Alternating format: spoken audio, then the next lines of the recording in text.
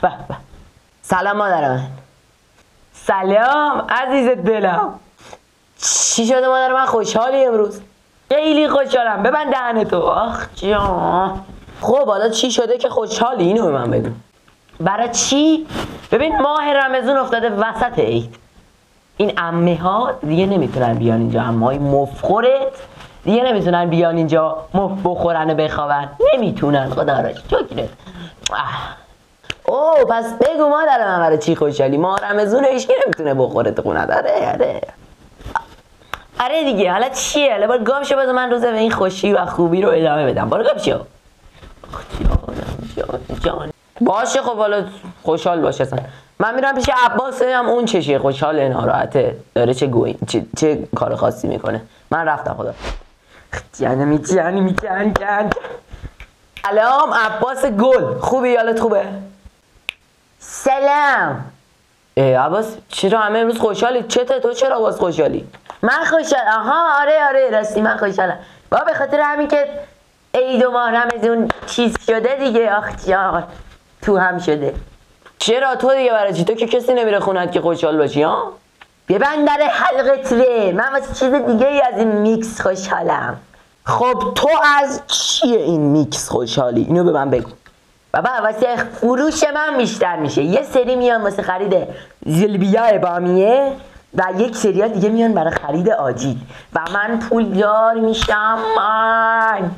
آره پس هر کی به فکر خیشت ریشه کوس اینا هم آره دیگه. اسکل طول سگ.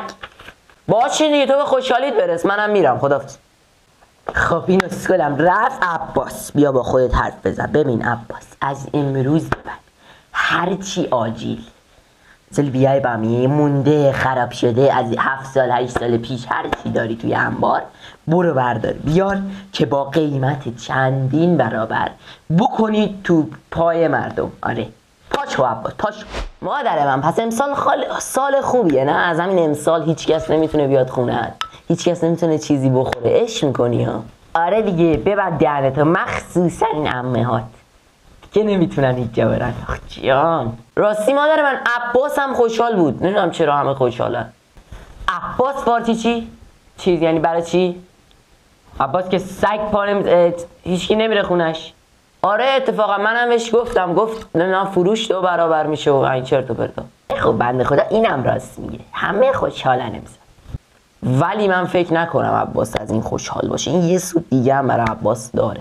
کی گندش در بیاد که چه سودیه خودم. خفه شو شکاک نباش طول سگ.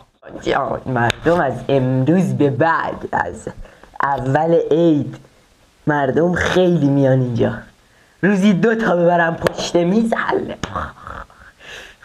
خدایا چقدر خوبه.